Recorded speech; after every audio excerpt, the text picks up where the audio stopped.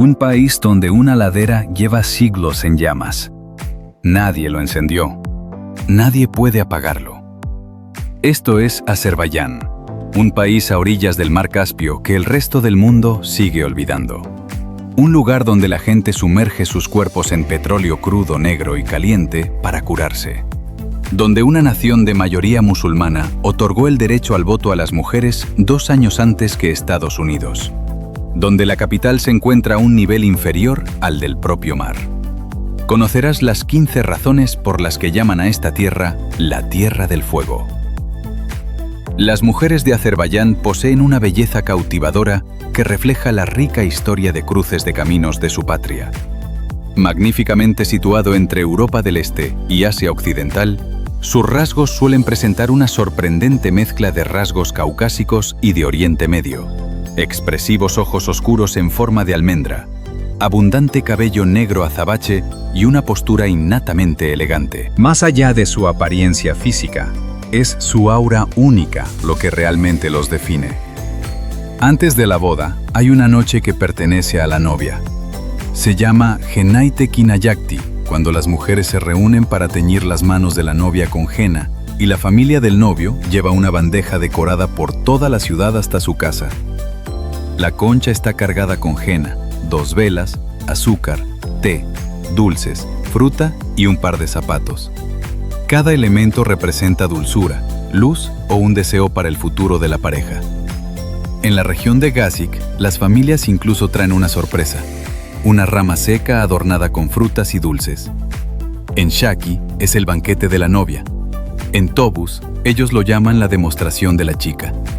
En Guba, untar con genis. En la península de Abón, Genaane. Una costumbre, una docena de acentos locales. Hace mucho tiempo, la gente creía que la música traía protección, que podía alejar la mala suerte y el mal de ojo en una noche en que todo el futuro musical de una familia parecía frágil. Hoy en día, se trata principalmente de belleza, pero el gesto sobrevivió al miedo que lo creó en un principio, que es a menudo como funcionan las tradiciones más antiguas. Las bodas aquí pueden ser enormes, pero para comprender realmente esta cultura, primero hay que ver algo más extraño. Un pueblo donde la gente se cura sentándose en petróleo crudo negro. Quédate conmigo. En la ciudad de Naftalón, a unos 300 kilómetros de Bakú, la gente paga para meterse en una tina de petróleo crudo negro y caliente y remojarse en él. No es una imitación de spa, sino petróleo auténtico calentado hasta que se vierte como jarabe. Alrededor de 15.000 visitantes vienen cada año para hacer precisamente esto. El mundo quema este tipo de petróleo para mover sus coches. Aquí la gente sumerge sus cuerpos en la música para sanar. El aceite en sí es inusual. El crudo naftalino es un tipo nafténico raro, rico en minerales y no se incendia como lo hace el petróleo común. Los hermanos se sientan en ella a unos 39 grados Celsius durante aproximadamente 10 minutos, respirando un fuerte olor a azufre, con la creencia de que alivia más de 70 afecciones de la piel, las articulaciones y los huesos. La ciudad se convirtió en un balneario médico en la década de 1920, durante la época soviética, pero la idea es mucho más antigua. En el siglo XII, el poeta Nizami Ganjavi ya describió cómo este aceite era transportado por caravanas de camellos. Un estudio realizado en Zagreb en 1978 analizó el aceite en 770 pacientes y concluyó que no causaba cáncer. Y en 2014, el Ministerio de Salud registró un aceite de napalín blanco refinado como producto médico. Se dice que es conocida, pero no está probada, aunque tampoco inventada. Si sentarse en petróleo suena salvaje, en las montañas que han ardido durante miles de años, entonces quédese cerca, porque lo siguiente es la razón por la que llaman a este lugar la Tierra del Fuego. En una ladera llamada Yanar Dardog, un muro de llamas se eleva directamente desde la tierra y nunca se apaga. El fuego corre en una cinta baja a lo largo de la roca, de unos pocos pies de altura, y brilla con más intensidad después del anochecer, cuando puedes sentir su calor en tu cara desde el otro lado del camino. Mucho antes de la llegada del Islam, la gente de esta tierra seguía el zoroastrismo, una fe que consideraba el fuego un símbolo de pureza. Para ellos, una llama que nunca se apagaba no era un peligro que hubiera que extinguir. Era algo en torno a lo cual reunirse y proteger. Aún puedes visitar ese mundo antiguo. Atezca, un templo del fuego construido en los siglos XVII y XVIII cerca de Suracani. Los fieles antiguamente cuidaban las llamas que ardían en su centro. Entre ellos, había peregrinos hindúes que viajaban desde la India para rezar ante un fuego que se alimentaba a sí mismo. La llama natural original se apagó en 1969 y hoy se mantiene viva con gas, pero el templo sigue en pie, con forma de pentágono alrededor del altar donde una vez ardía el fuego por sí solo. Alrededor del 97% de los azerbaiyanos son musulmanes, la mayoría de ellos chiitas. Y sin embargo, este es uno de los países de mayoría musulmana más seculares del mundo, con una constitución que mantiene la religión separada del Estado. Si paseas por el centro de Bakú, el contraste es inmediato. Casi ninguna mujer local se cubre el cabello. La llamada a la oración es un hilo tenue en el ruido de la ciudad, más que su latido. Y para un lugar de 2 y 12 millones de personas, hay sorprendentemente pocas mezquitas a la vista. La religión está presente. Se mantiene mayormente en el ámbito privado, como un asunto familiar más que para exhibición pública. ¿De dónde salió eso? Parte de la respuesta es la historia. En 1918, Azerbaiyán se convirtió en la primera república parlamentaria laica de todo el mundo musulmán. Y luego, durante 70 años de dominio soviético, la fe se relegó aún más de la vida pública, cerrando mezquitas y desalentando el culto público. Lo que quedó tras la caída de la Unión Soviética fue una sociedad que había aprendido a tratar la creencia como una elección personal en lugar de una norma pública. Esa apertura también deja espacio para otros. Una comunidad de cristianos ortodoxos ha vivido aquí durante generaciones. Un legado de la larga presencia rusa en el Cáucaso, y pequeñas sinagogas e iglesias se encuentran no muy lejos de las mezquitas. Para un viajero, significa algo simple. Tu origen, sea cual sea, suele ser recibido aquí con curiosidad en lugar de sospecha. A pocas horas de Bakú, se encuentra un pueblo que está haciendo algo que casi nadie más en la Tierra se atrevería a hacer. Bakú es la capital situada a menor altitud de la Tierra. Se encuentra a unos 28 metros o 92 pies por debajo del nivel del mar, lo que también la convierte en la ciudad más grande del mundo por debajo del nivel del mar. Entonces, ¿por qué no se inunda? Porque el Caspio, a pesar de su nombre, no es un mar en absoluto. Es la masa de agua cerrada más grande del planeta, un lago sin salida al océano. Así pues, su superficie se sitúa más abajo que los mares que hay más allá. La ciudad vive a salvo bajo una línea de agua que nunca la alcanza. Sobre esa antigua línea costera se alza el símbolo de la ciudad. Las torres de fuego son 3 rascacielos de cristal con forma de lenguas de fuego. El más alto se eleva a unos 182 metros o cerca de 600 pies. Se terminaron en 2013 a un costo de alrededor de $350 millones. Y por la noche, miles de paneles LED los convierten en gigantescas llamas parpadeantes sobre el horizonte. A pocos minutos de distancia, la historia se desarrolla en la dirección opuesta, adentrándose en el pasado. La ciudad vieja, Iyershehir, se convirtió en Patrimonio de la Humanidad de la UNESCO en 2000. Dentro de sus murallas del siglo XII se encuentran la Torre de la Doncella y el Palacio de los Shiranchawas, donde los visitantes a menudo dicen que las limpias calles empedradas se sienten más como la vieja Europa que como el borde de Asia. Una ciudad tan moderna. Esta misma naturalidad se manifiesta en la mesa, donde una sola bebida se considera casi sagrada.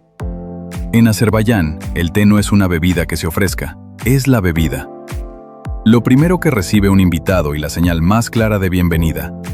Servida con un color negro intenso en un vaso pequeño con forma de pera. Ese cristal es más ingenioso de lo que parece. El armu se estrecha en la cintura. Ese pequeño pliegue mantiene el té caliente en el fondo, mientras que el borde permanece lo suficientemente frío como para sujetarlo, dejando un pequeño espacio en la parte superior. Los lugareños llaman al dodagieri, el lugar para tus labios. Luego está el plav, el plato nacional y el rey de la mesa. Arroz teñido con azafrán servido de más de 40 maneras diferentes con cordero o pollo, frutos secos o castañas según la región y la ocasión. National Geographic la incluyó en una ocasión entre los platos que definen a todo un país. El pan es tratado como algo casi sagrado, nunca se desperdicia y se incorpora a la comida cotidiana como el koutab, pasteles finos rellenos de carne, calabaza o queso. Una comida a menudo comienza y termina de la misma manera, con té negro y una rodaja de limón.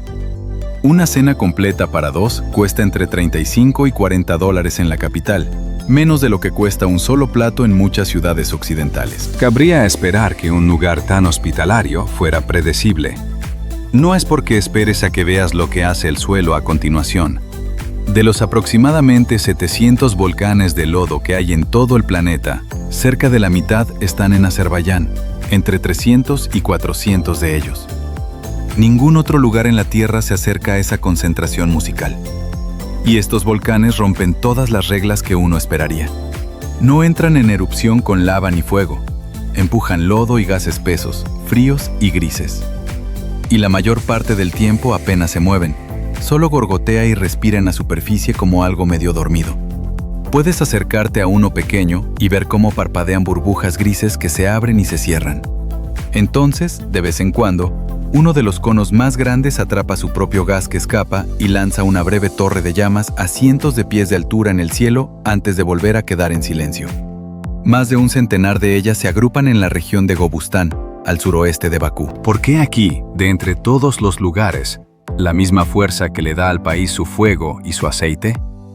Enormes reservas de gas están atrapadas en la roca muy abajo. Cuando puede, ese gas empuja el agua y la arcilla a través de las grietas. Así pues, la misma tierra que se baña en petróleo también respira a través de cientos de conos de lodo fríos y murmurantes. Fuego abajo, barro frío arriba, ambos alimentados por el mismo aliento enterrado. El país ha empezado a mostrar su música. En junio de 2024, se inauguró un nuevo complejo turístico en un volcán de lodo dentro de la reserva de Gobán. El paisaje allí es tan árido, gris y lleno de cráteres que los visitantes suelen decir que se parece menos a la Tierra y más a la superficie de Marte. Así pues, aquí hay una pregunta que merece la pena responder en los comentarios. ¿Un baño de petróleo crudo negro o estar de pie sobre un volcán de lodo frío burbujeante? ¿Cuál probarías realmente y por qué? Cuéntanoslo a continuación. En ese mismo tramo de tierra al suroeste de Bakú, las rocas mismas están cubiertas de imágenes. Gobustán alberga más de 6.000 tallas, un registro del arte humano que se remonta a 40.000 años atrás. Para ponerlo en perspectiva, las pirámides de Egipto tienen aproximadamente 4.500 años de antigüedad. Algunas de estas imágenes son casi 10 veces más antiguas. El sitio fue declarado Patrimonio de la Humanidad por la UNESCO en 2007. No se trata de arañazos al azar. Los grabados muestran gente cazando con lanzas, largas filas de bailarines moviéndose juntos, toros y corridas de toros, caravanas de camellos cruzando la roca, y el sol y las estrellas tallados en lo alto. A su alrededor se encuentran los restos de cuevas, antiguos asentamientos y tumbas. Los restos de vidas reales transcurrieron en esta ladera durante un lapso de tiempo casi inimaginable. Lo que hace que este lugar sea único no es solo su antigüedad. El hecho es que el récord nunca se rompe. A medida que la última era glacial aflojaba su agarre y el clima aquí se volvía más húmedo, la gente se asentó y se quedó, y siguió tallando era tras era. Cazadores que se convierten en pastores, que se convierten en comerciantes. No estás viendo una sola tribu perdida. Estás viendo un largo diario humano ininterrumpido, escrito en piedra durante más de 40.000 años por personas que nunca supieron que el diario sería leído. Esas manos antiguas tallaron la piedra. Sus descendientes llegarían a tejer algo que el mundo entero reconocería. La alfombra azerbaiyana no es solo un revestimiento para el suelo, es un idioma. Y en 2010, la UNESCO añadió la tradición textil del país a su lista del Patrimonio Cultural Inmaterial del mundo. Este trabajo siempre ha pertenecido mayoritariamente a las mujeres. Y aquí es donde la historia vuelve al punto 1. Durante los largos inviernos, las alfombras se tejían en el seno de la familia y las hijas aprendían el oficio junto a sus madres y abuelas. Una sola alfombra grande podría requerir meses de trabajo diario y paciente. La habilidad se transmitía de generación en generación entre mujeres, como un hombre que se entrega discretamente de abuela a nieta. Y cada alfombra tiene un significado. Los patrones, Los colores y los nudos difieren notablemente de una región a otra, desde los talleres de las tierras altas hasta los pueblos a lo largo de las antiguas rutas comerciales. Cada estilo estaba ligado a un lugar y a una forma de vida. Un ojo experto puede mirar una alfombra y decirte aproximadamente dónde se fabricó y qué pretendían decir sus símbolos, de la misma manera que podrías reconocer un acento. Nunca fueron solo elementos decorativos. Eran la forma en que una comunidad plasmaba en lana quién era. Algunas incluso han llegado a exhibirse en la sede de la UNESCO en París. De una antigua tradición artesanal, el país se transforma en una capital que avanza a toda velocidad hacia el futuro. Devolvamos la música a las calles de Bakú. Lo primero que muchos visitantes notan del centro de Bakú es lo limpio que está. Las aceras se mantienen prácticamente libres de basura, incluso en las calles laterales, y los lugareños tienden a ser cuidadosos al respecto. Muchos de ellos ni siquiera estaban dispuestos a sacudir la ceniza al suelo. Debajo de esas calles corre un pedazo de historia viva. El metro de Bakú se inauguró en 1967, siendo el quinto ferrocarril subterráneo de toda la Unión Soviética. Después de Moscú, Leningrad, Kiev y Tashkent, sus estaciones se encuentran en las profundidades de la ciudad, decoradas con una mezcla de diseño soviético y motivos azerbaiyanos, y un viaje todavía cuesta solo alrededor de $1. En la superficie, el tráfico cuenta una historia más reciente. Los conductores tocan la bocina con frecuencia, los carriles se desdibujan en sugerencias y los propios coches han cambiado silenciosamente. En 2025, el mercado automovilístico del país se duplicó con creces, aumentando un 114% hasta casi 70.000 vehículos, y las marcas chinas se hicieron con alrededor del 68%, lideradas por BYD. Aproximadamente 3/4 partes de los coches eléctricos importados provienen ahora de China. ¿Por qué un país petrolero adoptaría los coches eléctricos? En parte porque las ofertas son demasiado buenas como para ignorarlas. BYD incluso ha invertido unos $60 millones en una planta de autobuses eléctricos cerca de Sunungai, dando empleo a unas 600 personas, convirtiendo un país construido sobre el petróleo en un centro regional para los mismos vehículos que funcionan sin él. Limpio, moderno, construido sobre petróleo y gas. Entonces, ¿por qué la mayoría de su gente está lejos de ser rica? Esa es la paradoja que casi nadie explica. Azerbaiyán flota sobre el petróleo y el gas que se gestionan a través de la empresa energética estatal Soar. Y esto no es un descubrimiento reciente. Aquí nació la industria petrolera moderna. El primer pozo petrolífero industrial del mundo se perforó en Bebe-Jabat, a las afueras de Bakú, en 1846, 13 años antes del famoso pozo de Pensilvania. Para 1899, esta única región estaba extrayendo aproximadamente la mitad de todo el petróleo de la Tierra. El país no solo se sumó a la era del petróleo, sino que encendió la mecha. Entonces cabría esperar que su gente fuera rica. La mayoría no lo son. Desde principios de 2025, el salario mínimo se sitúa en 400 manat al mes, unos $235. El promedio nacional es de alrededor de 1.000 manat, cerca de $625, un poco más alto en Bakú. El alquiler de un apartamento en la ciudad aún puede absorber más de la mitad de eso. El pasaporte cuenta una historia similar. En 2026, abrirá unos 67 destinos sin necesidad de visado previo. Si bien Estados Unidos y la Unión Europea todavía exigen que los azerbaiyanos presenten su solicitud, muchos músicos buscan trabajo en el extranjero, en Turquía, Rusia e Irán, ya que su propia riqueza petrolera nunca les ha proporcionado las condiciones necesarias. Esta es la silenciosa paradoja de la Tierra del Fuego.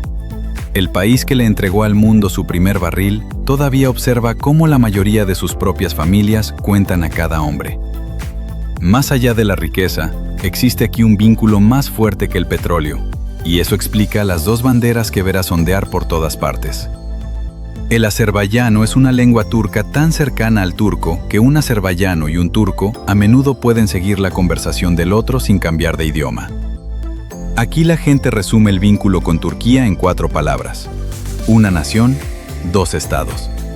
Y no es solo un eslogan. Cuando los dos países celebren, verás sus banderas colgadas una al lado de la otra en el mismo mástil, en los escaparates de las tiendas, en los puentes, a lo largo de bulevares enteros. Hay un segundo idioma bajo la superficie. Tras siglos de presencia rusa en el Cáucaso, una gran parte de la población todavía habla ruso. Es una herencia silenciosa de la época soviética que permite al país mirar al norte hacia Moscú y al oeste hacia Turquía al mismo tiempo. Incluso la bandera es una frase escrita en 3 colores. Una franja azul que representa su identidad turca, verde que simboliza el Islam, roja que simboliza el progreso y el Estado moderno, con una media luna y una estrella blancas colocadas en el centro.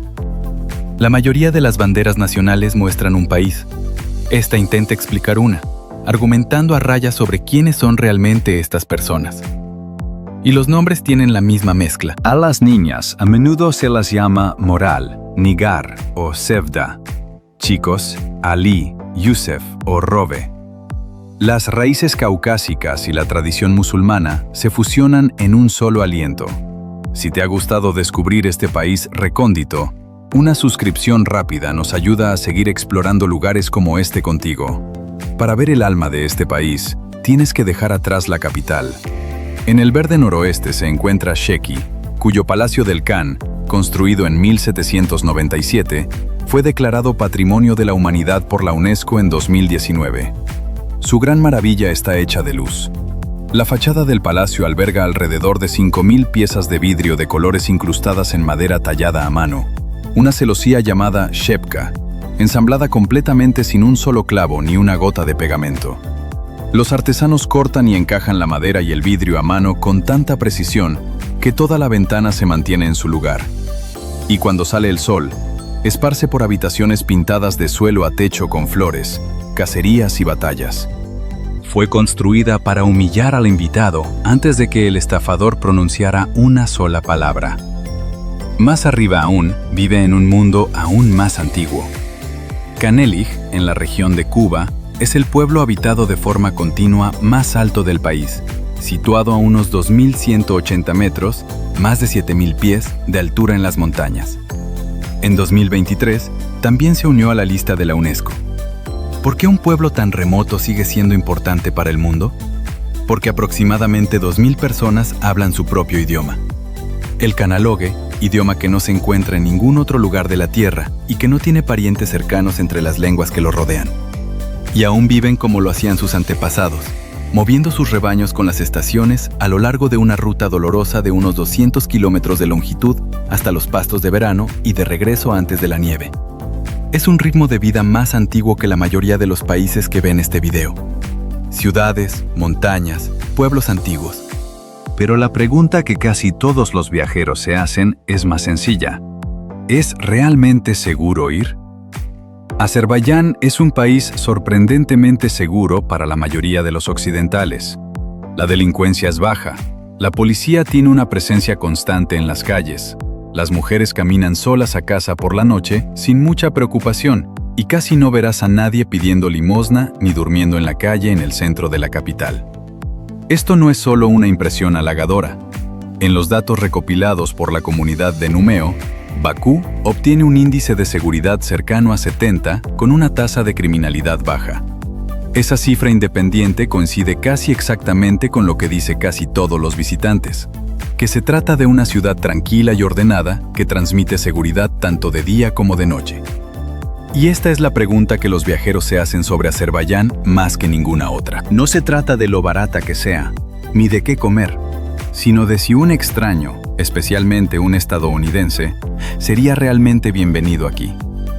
Según casi todos los testimonios, la respuesta es sí. En esta cultura, la hospitalidad se considera casi un deber, una cuestión de honor. Es mucho más probable que un forastero que muestra un poco de respeto sea invitado a tomar un vaso de té que rechazado en la puerta. Un consejo sincero antes de que te vayas. Eviten las discusiones sobre política regional, especialmente cualquier cosa que tenga que ver con el largo conflicto con la vecina Armenia, que la gente de aquí siente profundamente. Deja de lado ese tema y es poco probable que tengas algún problema. Así que esta es la Tierra del Fuego, tierra que ha ardido durante miles de años. La gente del petróleo se sumerge en ella para sanar. Un campo de volcanes de lodo frío y una nación musulmana que confió a sus mujeres para que votaran antes que gran parte de Occidente. Piedra tallada hace 40.000 años. una capital bajo las olas. Todo se mantenía limpio, tranquilo y con un orgullo discreto. La llamamos la Tierra del Fuego por las llamas. Pero lo más extraño aquí no es el fuego que nunca se apaga. Es lo ordinario que les parece todo a las personas que siempre han vivido junto a esto, y cuánto de lo que llamamos moderno, ellos encendieron primero mucho antes de que nos diéramos cuenta. Si esto te ha enganchado, el país musulmán secular vecino esconde algunas sorpresas propias.